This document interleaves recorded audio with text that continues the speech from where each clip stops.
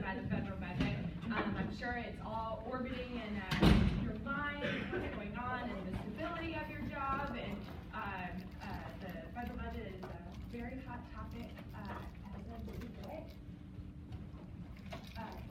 So we will go ahead and get started. So the overview of what we are covering. First, we have to go through the definition, do the terminology, and then we'll discuss a little bit of federal budget acts. All right.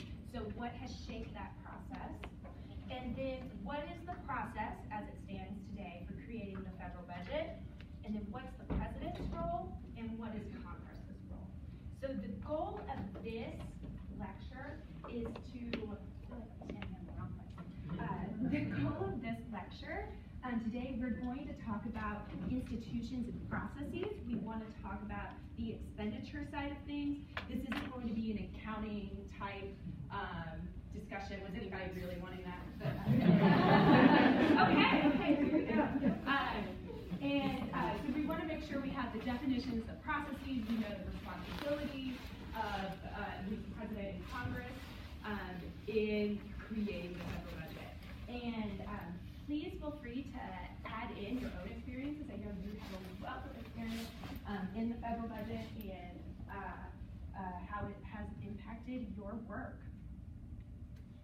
So I want to begin this discussion with us thinking through this graph, okay? So what this is, for those of you in the back, to make sure that, in case you can't read all this. So this is federal outlays, so federal government spending, starting at 1900, going up to today, from 2018. This data is from the OMB historical tables. So if you go to their website, they'll have historical tables with a few dozen spreadsheets that you can split federal government spending in a bunch of different ways. So what is the first thing you see about federal government spending? It's increasing, going up, all right. Hashtag analysis, there you go. Okay, so yes, it's increasing, it's drastically increasing. We can see big increases here. So next question, why? Inflation. Okay, inflation, this is constant $2009. So this is control for inflation, but yes, you're right. On this next graph, if you just want to look here, this is the one for current year spending versus inflation spending. You can see that they roughly track together. But back to this graph. So why else would the federal government be increasing expenditures? Entitlements. Entitlement expenditures, yes, we'll talk about that, how today that's 60% of the federal government expenditures. Defense, okay, yes, defense is part of this, so that is 15% of the entire U.S. federal budget. We'll get into that a little bit too, but yes, those are, we've got the two big points here. Why else?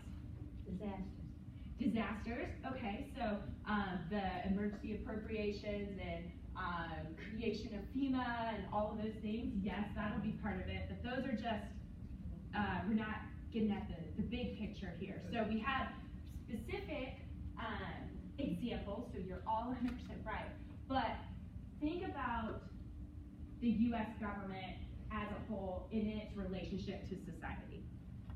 I mean, I don't mean to be flip, but they have more money to spend. They got a wider tax base, and they're getting more revenue in, so they have more to put out. Right, so there's two ways we can think about that. So there's one, there's an expansion of the activities and the expectations for what the federal government will supply. So because of that, we have to generate revenue on the other side. So usually it's a question of, now there's different ways to think about it if we think about outside of federal government to state or local government. Usually it's a question of what is the government expected to provide for citizens, and how much revenue are they willing to pay into that? Okay, so it's usually not we have all this extra money. How are we going to go about spending it? Right. That would be a really nice problem.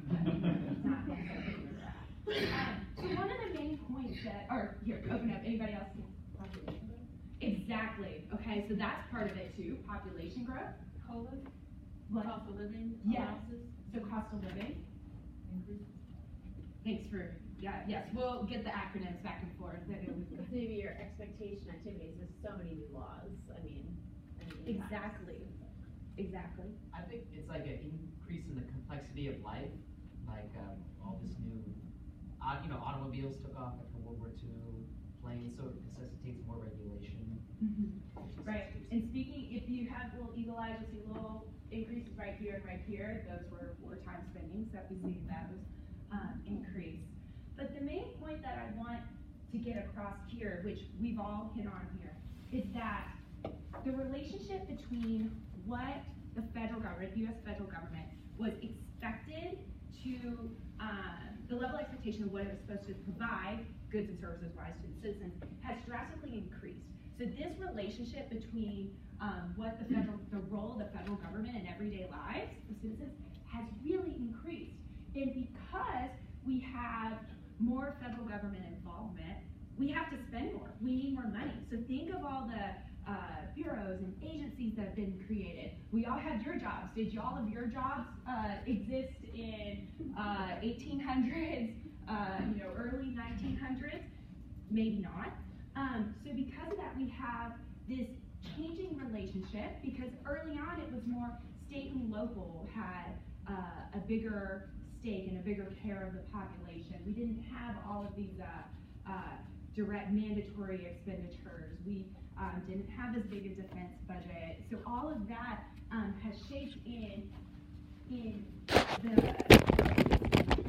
But it's also a story of, well, the role of the federal government is really big in everyday lives of Americans. Versus early on, that just wasn't the expectation that you would have everyday interactions with the federal government. And by interactions, we mean with bureaucracy, we mean with roads, we mean all of the different ways that the goods and services that we use relate to federal government in some way.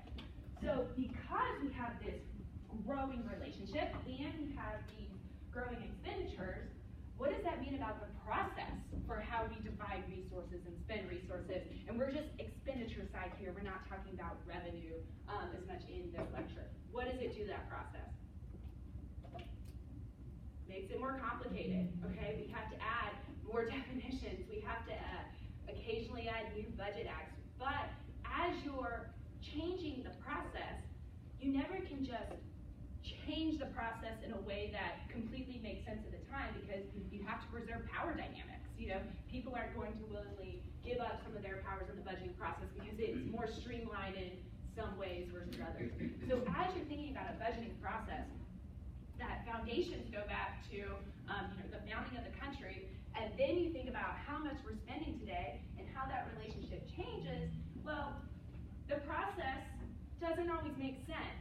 But remember, we're just trying to put Band-Aid fixes over, wow, look at all these things we're trying to do and how we have to divide up all of this money, right? So the process, as you get deeper into it, there's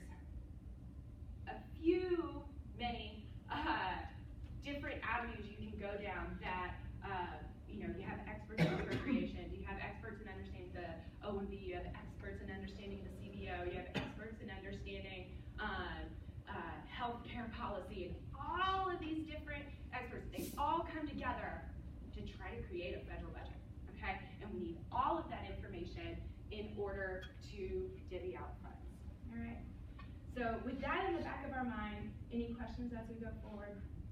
So if it doesn't make sense in all of the process, yeah, it's because we're trying to make the process work as this relationship between federal government expenditures and expectations have changed between citizens and government. And so here, just to, these are usually the kind of quick questions. We have the one on inflation. So this is current year dollars is the blue dashed line, and constant year dollars is red. And then on the right side in green, that's as a percent of GDP. So whenever you look at expenditures or debt, usually your question you want to look at is, well, how does that relate to percent of GDP? So you can see that big jump, all right, 4 times as a percent of GDP, and then maybe a slightly upward tick, but not drastically changing. Okay, so foundation of federal budget. Okay, so there's 2 foundations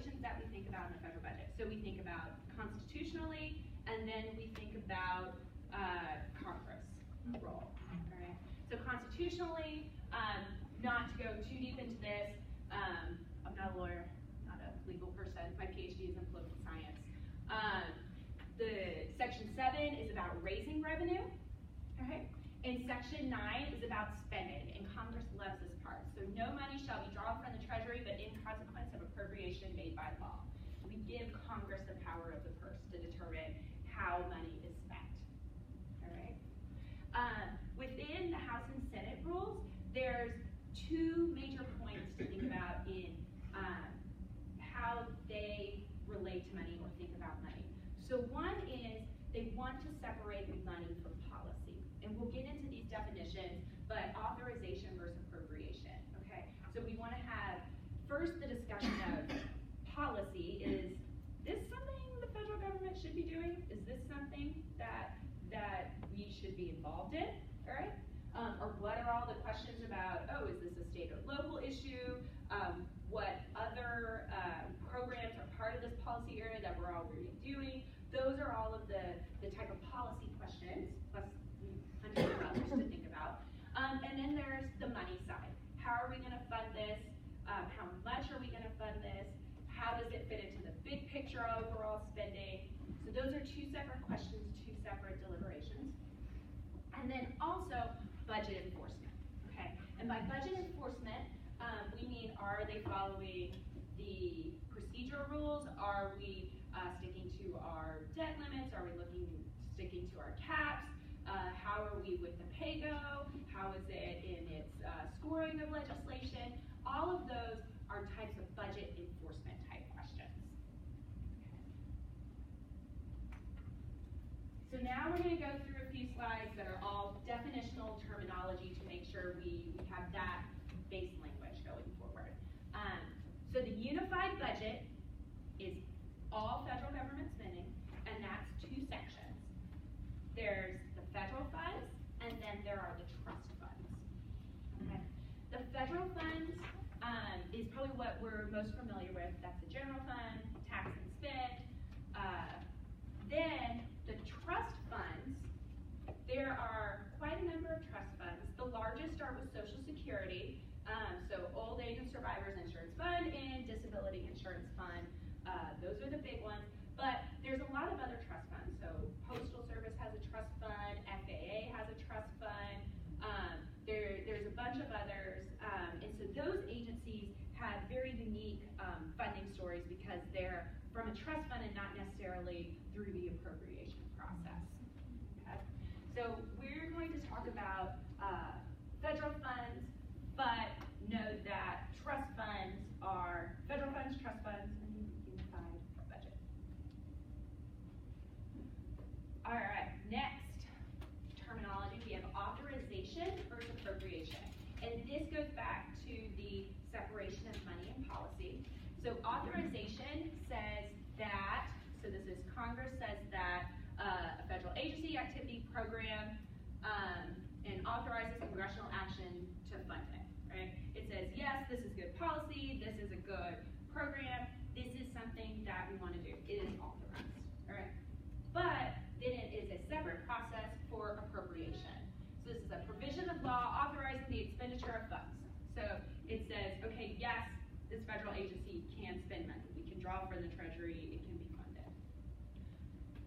And also to note, these definitions come from OMB Circular A11. Have y'all had experience with that? Okay, so if you ever have questions about federal budget terminology or process, Circular A11, so if you go to the OMB website, we'll see, or I'll have a screenshot of that in a second. That is hundreds of pages they put out every fiscal year to start the call for proposals, and hundreds of pages describing the federal budget process, definitions, everything that you need to know about the federal budget.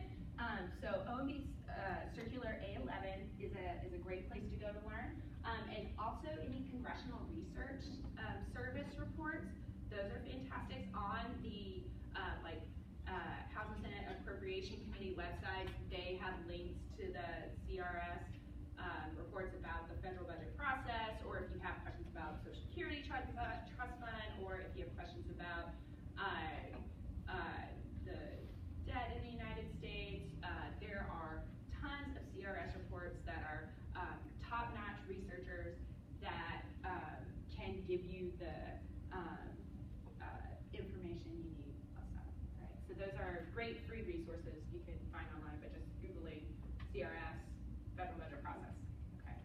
CRS, funding mechanisms and authorizations or appropriations. There's really great resources there. Okay. Some more terminology, receipts. So anytime we see government receipts, that means money taken in, right? So that can be through taxes, through fees, all right? So any kind of revenue, the government term is receipts. Offsetting collections, if you're ever looking at a budget, sometimes you might see this line offsetting collections, and what that means is this agency or this department, whatever budget you're looking at, they generate some sort of revenue from some business-like transaction, and so that money is counted towards credited directly towards expenditure accounts. Okay, so it's counted within that budget authority. Okay. So for example, Smithsonian, they might have some offsetting collections. I've seen them also in FDA from some of their fees with their types of transactions for their food and drug type things. So those are just a few examples of where you might see offsetting collections. Okay, so more terminology, ones that you probably are more likely to have seen are outlays, authority, and obligation. Okay, so outlays, those are your measures of government spending. That is what was spent. Okay, so the first graphs we looked at, those were outlays. All right, so each year how much was spent. Now budget authority that you will also see as BA, okay, is usually the short term for that in budget documents. That is how much you're authorized to spend, right? So that is your credit card limit versus outlays are what you actually spend. And then obligation is the money intended to be spent.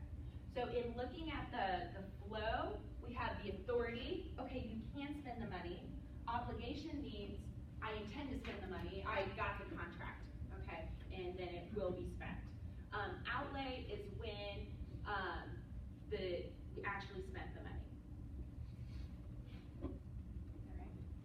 So the relationship between each of these is not simple, linear type of relationship.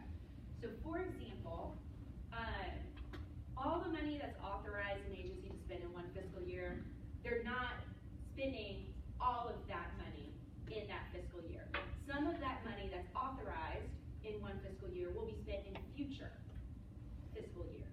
And also some money that's being spent in the current fiscal year was authorized from previous fiscal years. So to look at that, so this is from OMB Analytical Perspectives, so that is another publicly available document on the OMB website.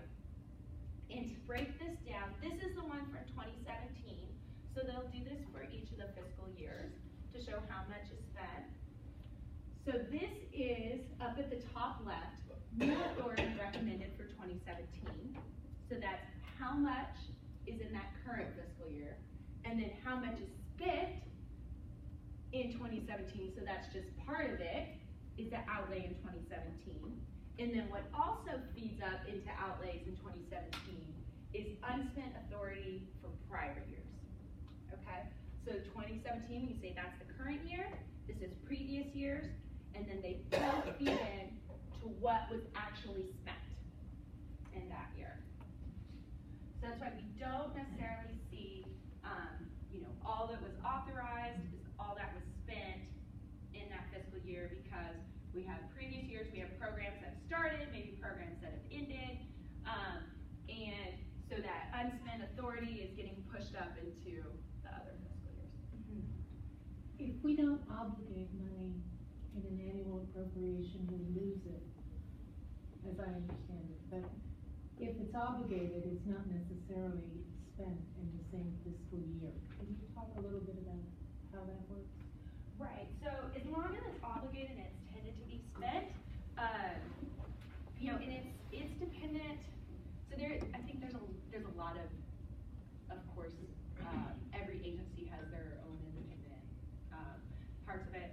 So there are going to be parts of contracts you might have that will spend it throughout that way, and then somehow in the funding, they have it, set that they can spend it in future fiscal years. Now, I assume if it's obligated, then you're free to spend it going forward. It just depends if every dollar is treated the same, and I mean, some dollars can be spent in future, some can't. So if they're doing it, then clearly the money can be done that way. So to give you a roundabout answer, yes, but there's a lot of, I think, nuances within each agency and how they operate. I was gonna say, I mean, at least at the EPA where I work, we have a couple different kinds of funds coming in at once. A lot of the funds that we have are authorized for 1 year, but we have different programs like Superfund Fireworks where you have 2-year or even unlimited funds that you can roll over. So the authorization actually plays a pretty big role in when you are allowed to spend the money that you get in. How that all ties together with obligations is still definitely something I'm trying to get my head around. But Right. And so, which money pot or which pocket those funds are coming out of is definitely going to, of course, have a say on how long that money is there to be spent. And one of the things I'll get to this later, like each agency, I'm also an EPA, each agency, how they organize it is also very different, right? How you're actually gonna spend it. So what happens at one agency may not be the way you operate internally. Right. Or works.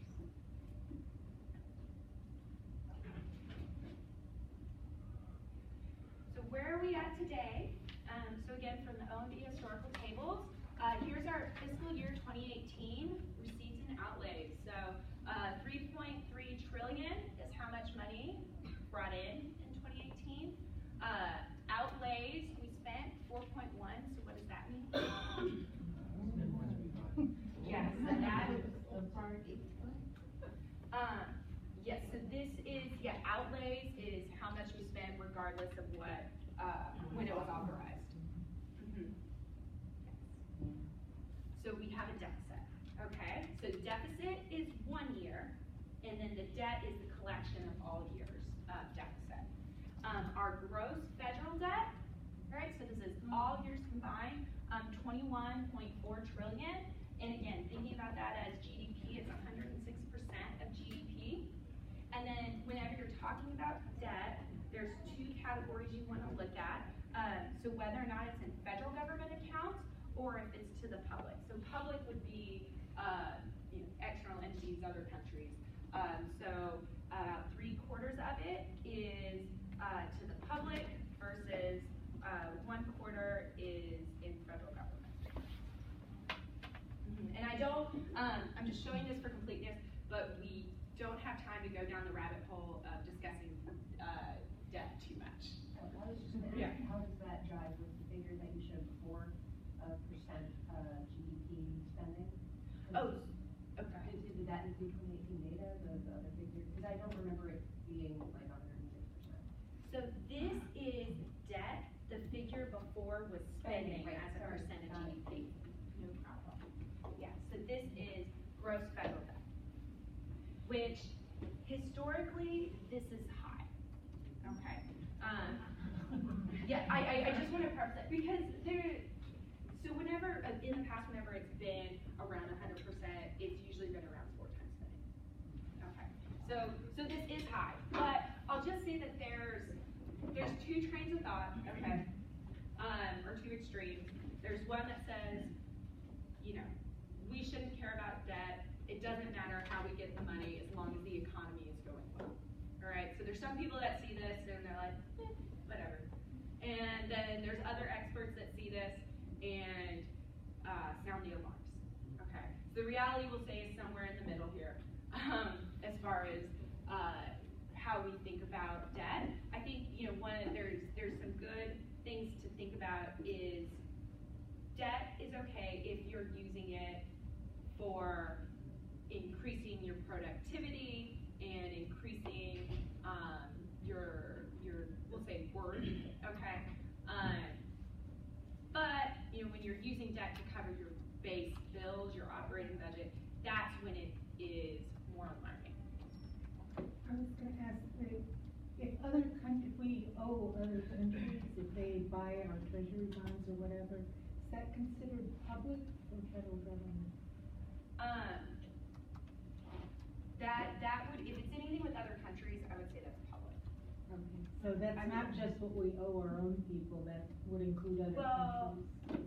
So then we're thinking, right, so what we owe our own people would be in federal government accounts, if I'm understanding you correctly. So No, what, if I have treasury bonds in my savings account, or, that would be public or? federal, oh, no, sorry, that would be public, Okay.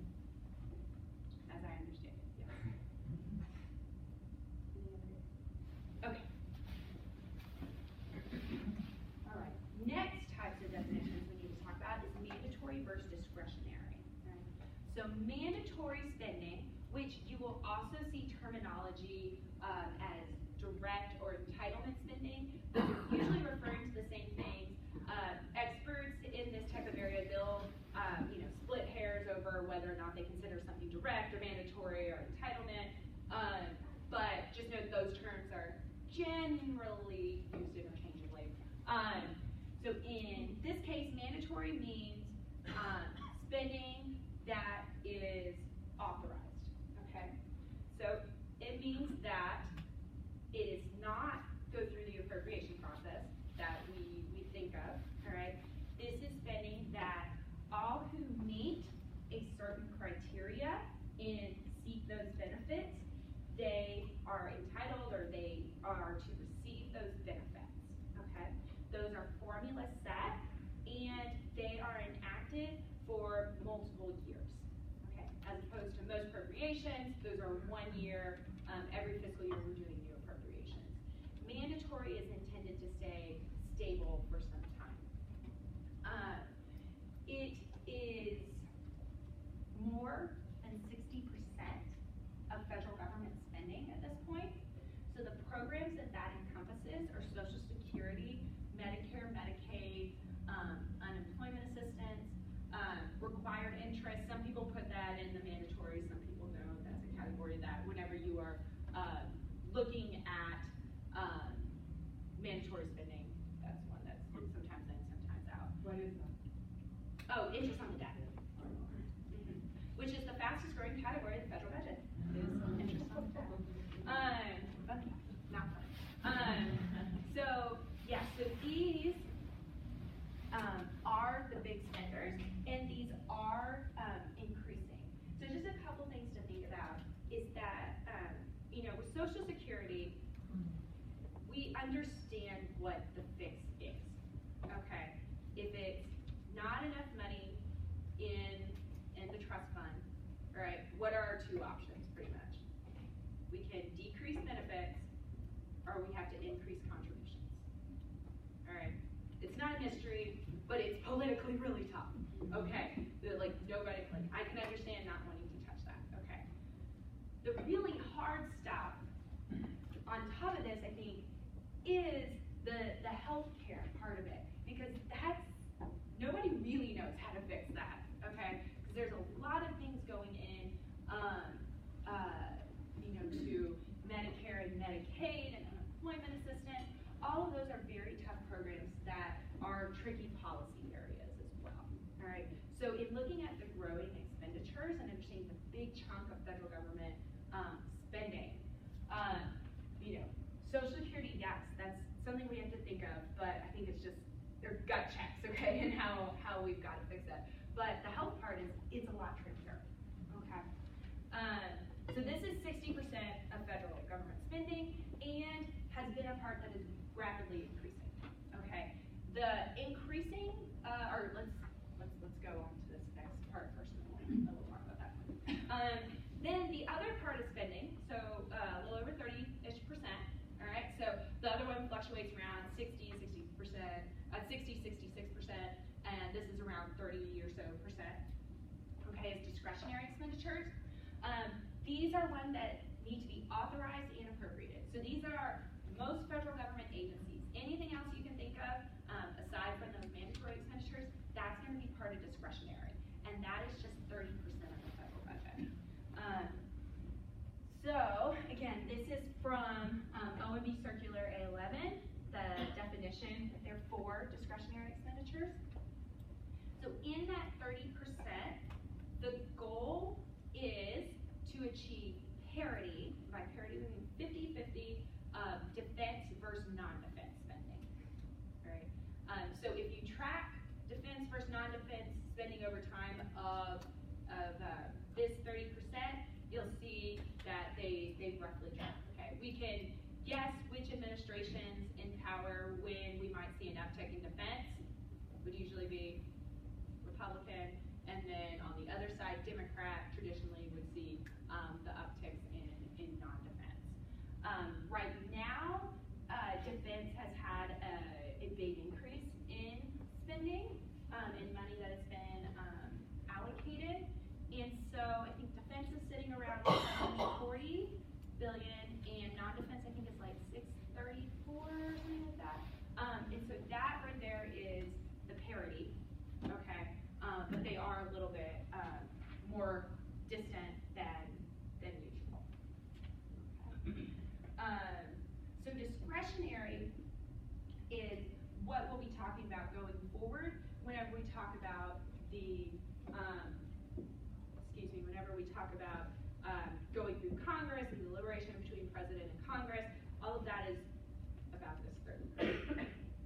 And the balance between the 30% and the 60% or so from mandatory discretionary has been changing over time. Okay, so with the rise of entitlement spending, it used to be mostly discretionary. Okay, and so considering that now we have more mandatory spending, it's really changed the federal budget process and that type of negotiation. Thinking about, okay, now we're talking about 30% versus it used to be, a lot bigger chunk, So we see that the mandatory part is really growing more than that discretionary part.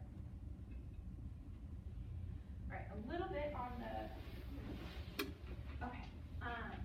so a little bit on the history of the federal budget process, just a couple of slides, and that's highlighted through these federal budget acts. Okay. So the first major act, major change in the federal budget process was Budget and Accounting Act 1921. Okay, so there were some shifts going on in the budget process before that, more on the congressional side, as far as there used to be only one committee that looked at revenues and expenditures, and then they said, well, this is getting too much work, we need to split up revenues and expenditures. And then among the expenditures, they started divvying out parts of the appropriation process to popular congressional actors, and then it all got shook up again. And then finally, because of some of this congressional dysfunction, where we saw it got a little bit more chaotic and the budget process wasn't as smooth, there became more of a call for the president to have an official role in the budgeting process. Before that, they didn't really, okay? There wasn't the president's budget. So it wasn't until 1921, which is just about 100 years, that we have had an official presidential budget, statement of policy from the president.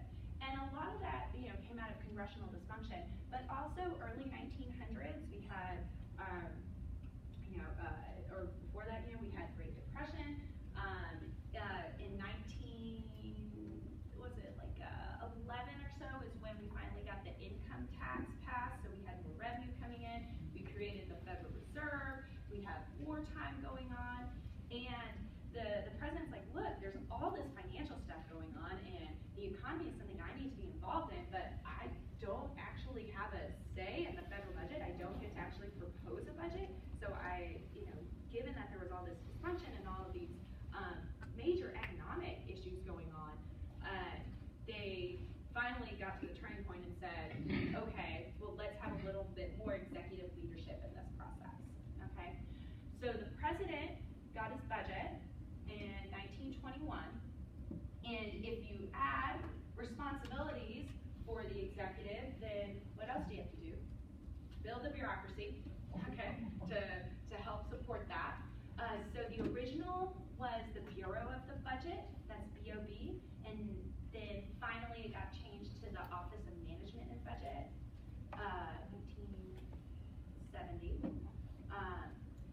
And so BOB, Bureau of the Budget, is a precursor to O&B, Office of Management and Budget, because they really wanted to emphasize more this managerial component of what they were doing. So it has a funny kind of beginning with the Bureau of the Budget in that there were lots of negotiations about, oh, well, should the Bureau of the Budget be, in the executive office? Should it be its own separate entity? Should the president go to the Bureau budget office for the meeting, or should the budget people come to them? And the first couple of leaders, they more saw themselves as like efficiency trackers, they would go around routinely like checking employees' desks, making sure they weren't like hoarding office supplies. They also had this proposal of like, okay, you get one pencil, but like before you get a new pencil, you have to return that nub.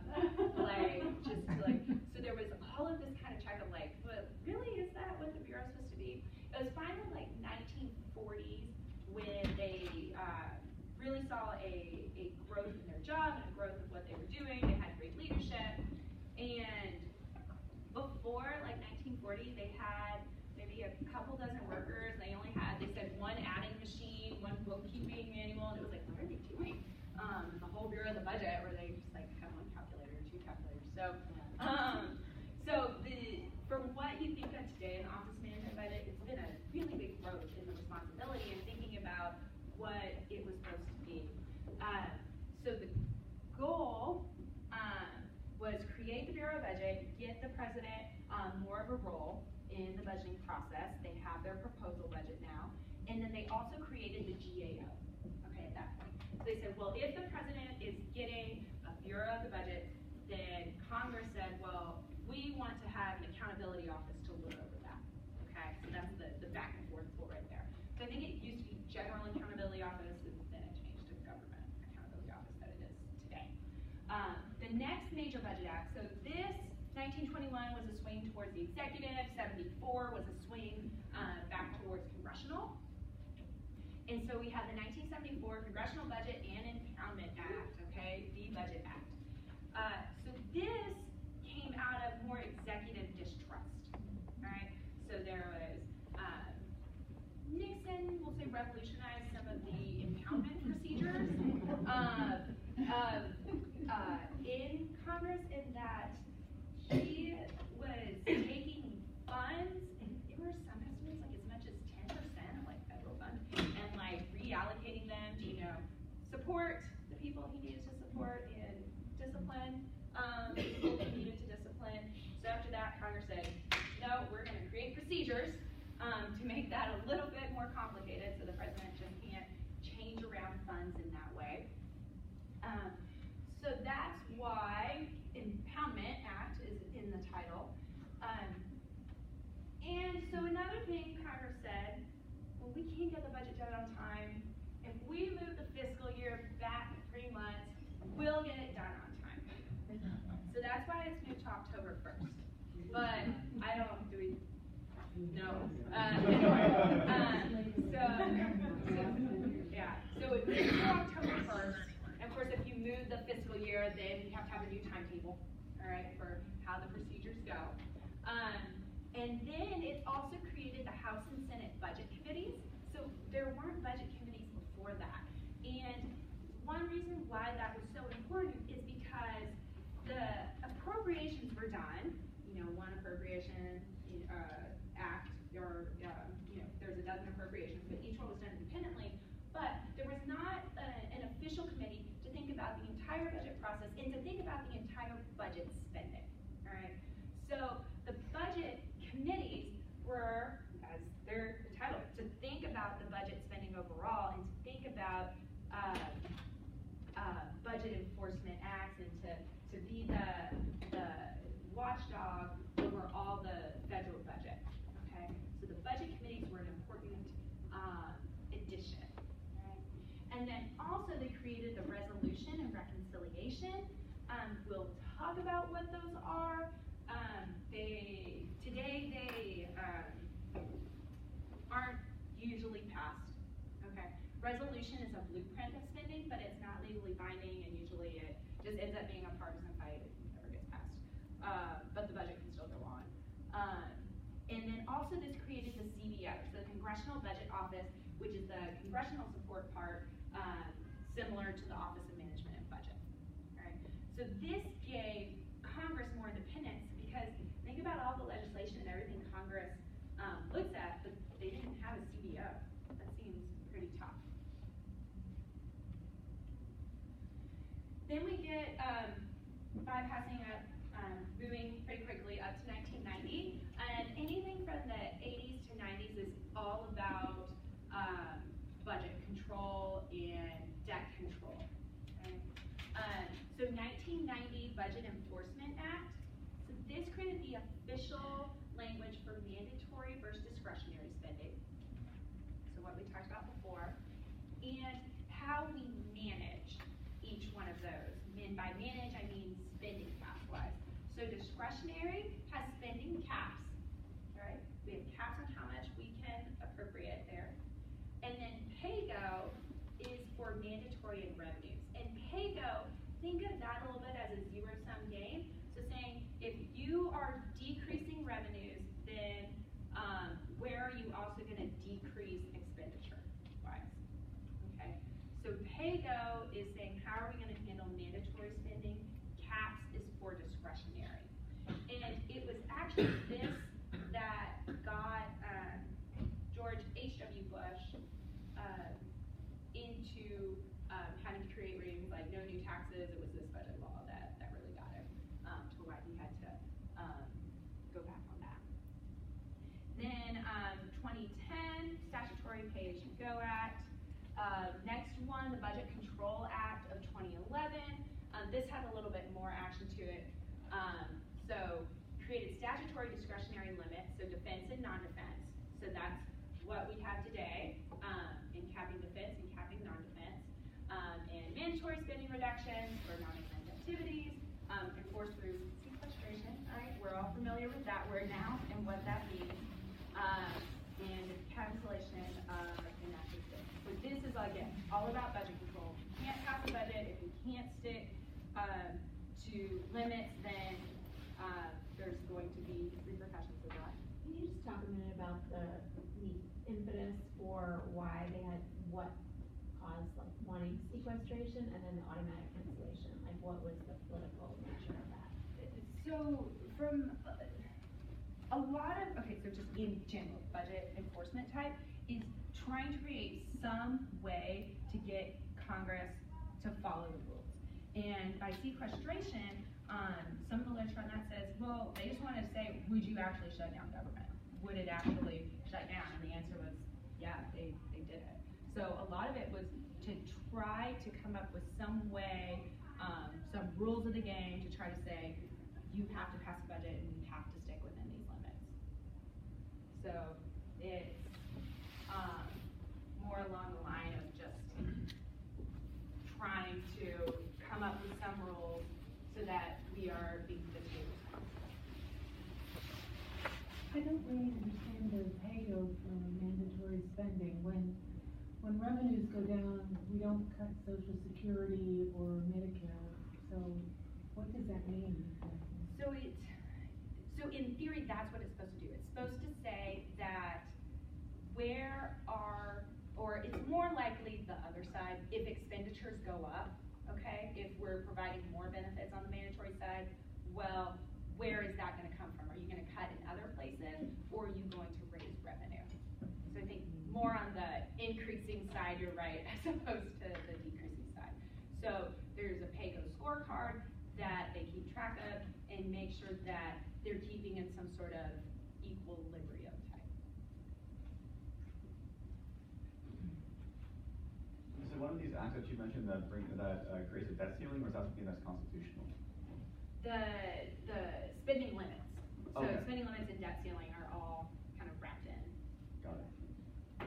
And also, I'll say this, on the OMB historical tables, there is a spreadsheet that shows debt limit and where we're at, like over time, and like market data.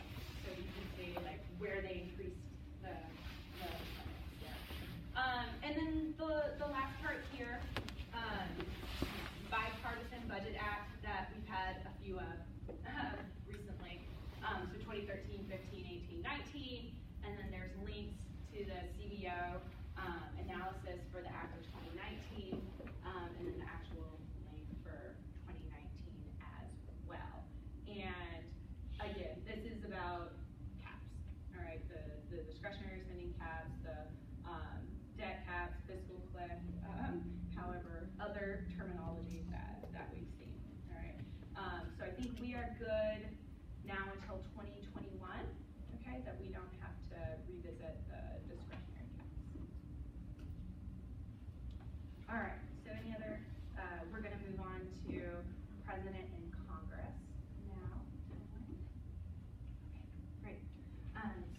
these are a few points in the timeline for the president's budget.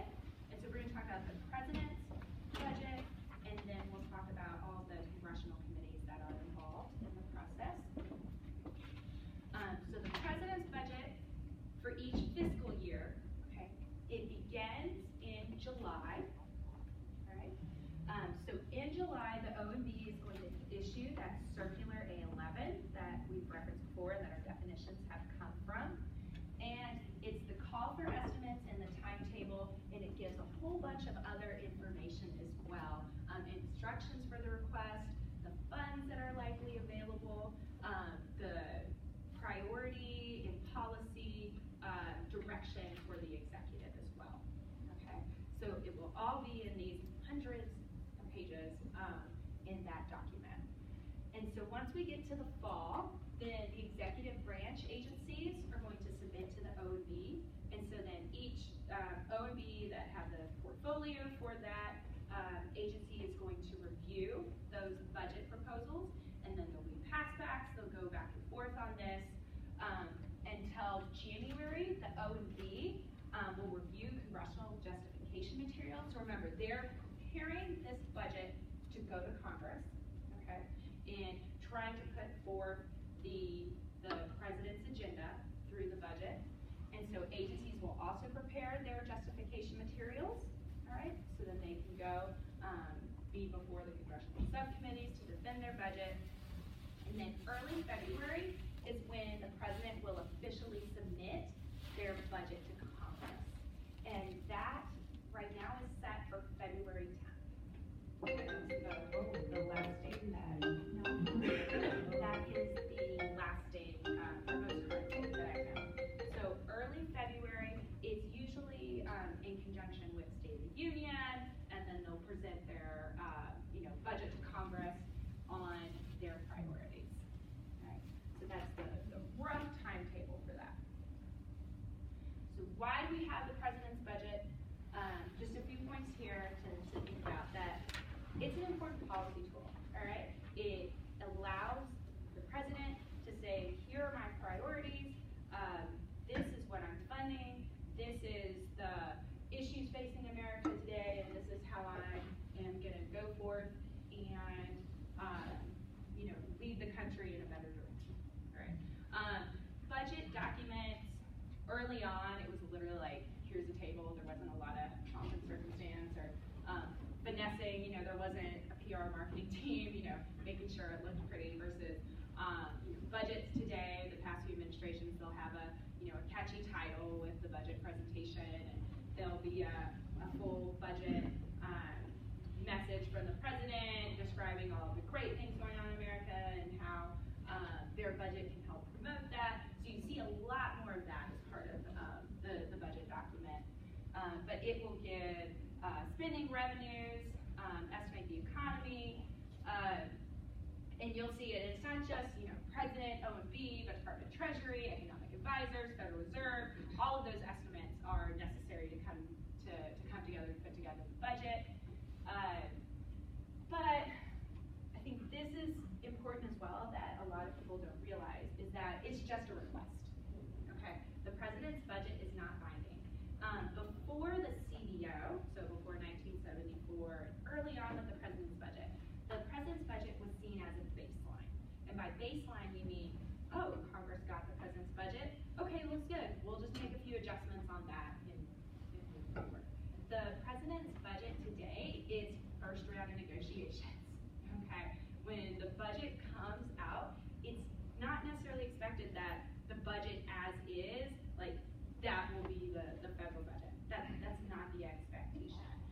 The expectation is, okay, here's what president says, and then Congress, once they get the budget, will re-estimate everything, and then they'll have their own baseline, and then they'll negotiate from there.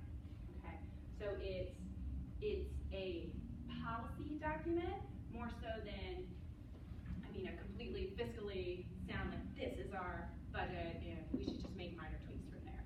It's a request. All right. So we see that those dynamics take place in this. So with the wall and funding for the wall and how there was that whole issue going back and forth, Congress wouldn't fund fund it, and then trying to take the funds from Department of Defense. Is that a common practice? I mean, so there are like changes, shifts around in the budget. I wouldn't say it's common in that,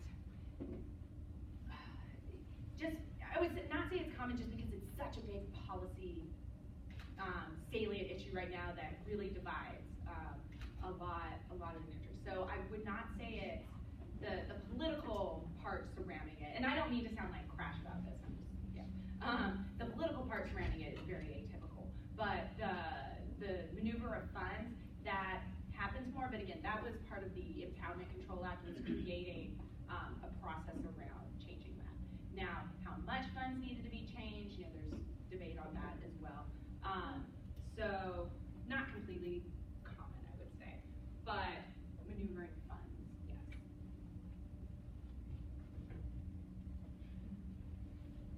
Alrighty, so the president's budget, this is a screenshot from the Office of Management and Budget website. So you will see a budget for a Better America. That is the current fiscal year 2020 budget. All right, and then so that's that budget. But I just want to also point out here is analytical perspectives, and that is a lot more detailed information on federal spending. Appendix will have more historical tables. Those are all spreadsheets of different ways to slice and dice federal spending. It'll be by agency, it'll have actual dollars, it'll be percent of funds that the department spends, it'll be by policy area, they've got everything there. Supplemental materials, fact sheets, so past president's budgets as well, if you want to look at the document over time. But if you have questions about federal government spending, this is a good place to look. So, yes. So actual dollars, is that the combination of the enacted dollars plus prior year funds? When they have actual dollars versus enacted? Right, okay, so on the budget document itself, all right, usually, okay, so agencies will have a couple of different budgets. One will be or maybe three, okay. One will be, you'll see the congressional justification, and that will be more program-based. You'll have categories by, these are the different activities you're doing. You'll have sometimes another budget that will be more of the accounting-based, where you'll have salaries and expenses and other costs, and you'll break it down. Then sometimes you'll have another budget further where it will be performance-based budget, where you'll have, here are the goals of the agency, here's how much we spent towards each of those goals, and here's how we accomplished those. And usually the first congressional justification, like by activity, in that one you will usually see usually three different columns of expenditures. So you will see requested, usually will be that first one. And so this will be, okay, this is this fiscal year, this is what we're requesting, or you'll see president's request. Then you'll see the previous fiscal year, whatever it is, fiscal year, we'll say, okay, fiscal year T minus 1, and then fiscal year T plus 1. So the previous one, so usually this will be enacted, or then you'll see actual. And actual is usually after the fiscal year, so they've figured out what has been spent. So that's my definition of actual. That might have varying, by each agency, they might have different definitions for how they get it. But usually you'll see like a requested, enacted, and like actual, or actual, and recently you'll see actual with CR, to where they take into account the continuing resolution a little bit later. So yes, so it's usually they take into account like after they've audited and figured out exactly what was spent. Okay. But that's my typical understanding, but every agency has their little definitions. So that's one important thing too, is to make sure you know your agency's definitions and use of those terms. But yeah, usually, is that what you were talking about? Yes. Okay, good.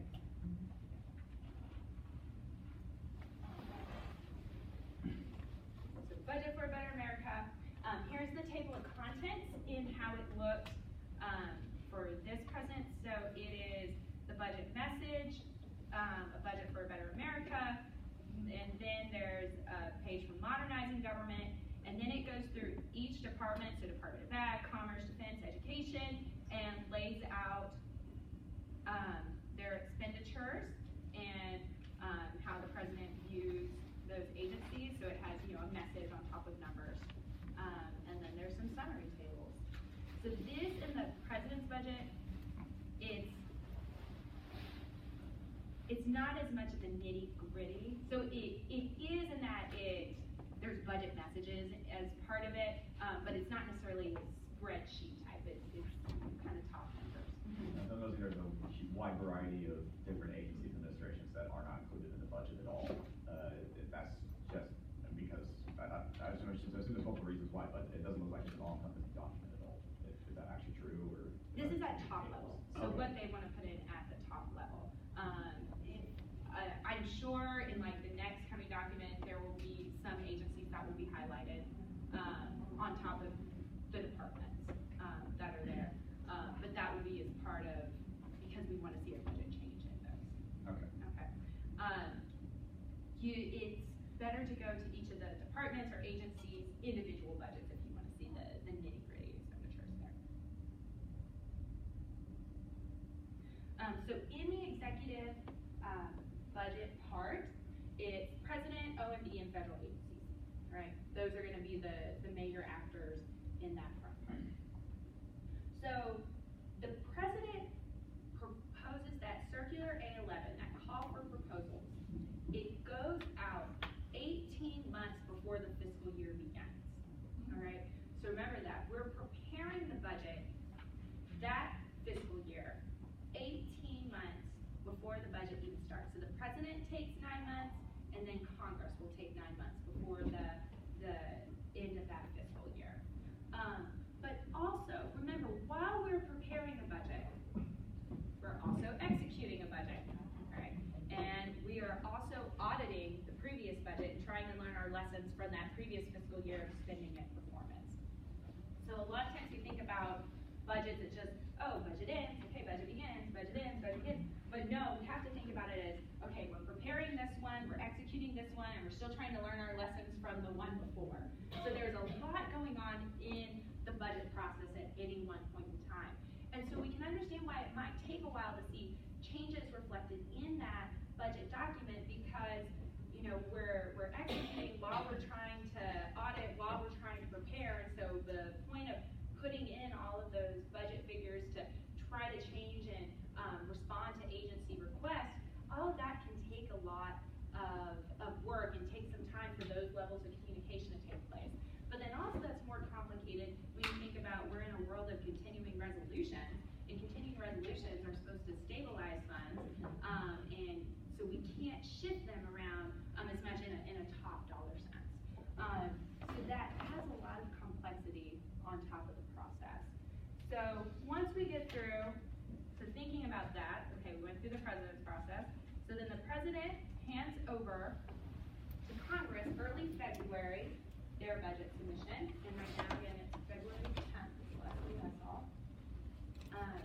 So the president submits their budget, and the CBO and relevant committees, they get their piece of the budget, and they're looking it over, and they're re-estimating everything, okay? Seeing how do their estimates differ than Congress's. So February through April are budget hearings, so remember those congressional justification materials from each agency. And then by April 15th, Congress is supposed to pass the budget resolution. A budget resolution, we'll have a slide on in a second, but that is supposed to be a blueprint of expenditures at top level, right? So it's an effort to try to get at, again, deficit debt control by saying, here's the top level we're gonna spend on each one of those, and Congress is all gonna vote on the top level. But the problem is, it becomes a partisan point, and it doesn't usually get passed. Or if it does, it never hits the April 15th date, as with everything in the federal budget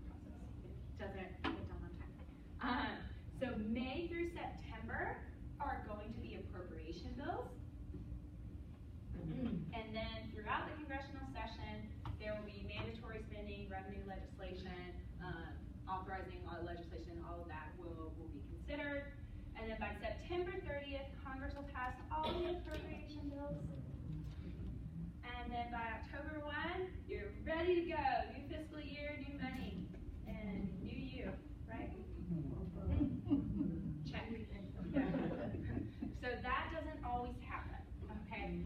The process gets hung up. It's likely to get hung up again. Right now, they're saying no resolution will probably go through. There was some talk about front-loading a lot of appropriations to get done by March, so then they can be ready for impeachment hearings, but a lot of, the congressional dockets are all a little tough right now. So the actors in the congressional budget process, and we'll go through each one of these. We have authorization committees, appropriation committees, budget committees, finance committees, so all the committees, and the CBO. So authorization committees, all right? So they provide the actual authorization. So the legal authority for government to act, so establish, continuing, restricting a federal agency, program, policy, whatever it may be. So authorization committees say, remember going back to early, the difference between policy question and money question, they get at the policy question, all right? So authorization committees say, yep, let's do this. This is a policy, something the federal government should be doing. Most standing committees are gonna have authorization power. Authorization, right, as far as finance-wise, authorization, they can be implicit or explicit. So implicit says no funding given, no funding level. So it says, go and do this policy, however much it may cost, or whatever the appropriation people feel is appropriate. If it's explicit, it means go and do this program, policy, up to a certain point, or spend this amount of money. So they can give some sort of heads up in that case of saying how much should be spent. It's up to the authorization committee. And remember, that's for mandatory direct entitlement spending, right? They only need authorization. And then discretionary authorization is the first step. All right, it establishes the program, but it's not funded yet. So the types of authority that can be given, so we can authorize appropriations, and there's a few different types. So there's regular, right? And there's continuing resolutions, which is more popular now, and supplemental appropriations. So supplemental appropriations are the emergency funding, and then authorization to enter into contracts, borrowing, loan guarantee, and entitlement, okay? But most of this that would be good for our knowledge here today is just knowing that authority in the appropriations, we have regular, CR, supplemental. Appropriations, okay, so we have authorization, now we have appropriation. Remember, appropriation is that 30% of federal government expenditures. All right, so it's the legal authority to obligate the government to make future payments from the Treasury, okay, and the ability to make those payments. So it's saying you can obligate money and you can pay money, right? So it's the discretionary spending. So there's 12 appropriation subcommittees. I have them listed on the next page.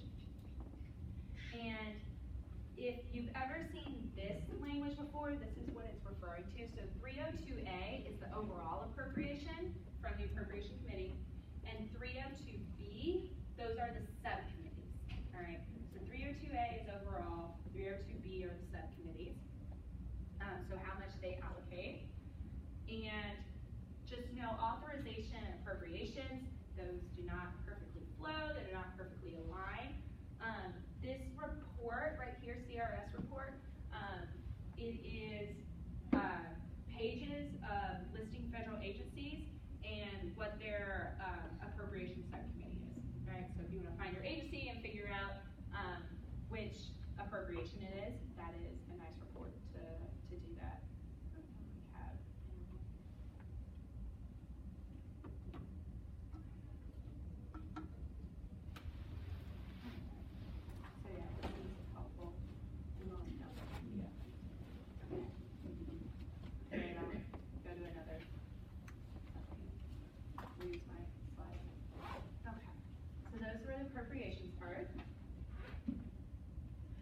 then here are the different subcommittees. So you'll see there's Ag, Rural, Commerce, Defense, Energy, Water, Homeland, HHS, Legislative Branch, Transportation, and you'll notice, and related agencies. So those are the dozen that exist. And so each one of those appropriation subcommittees, so if you go to the appropriation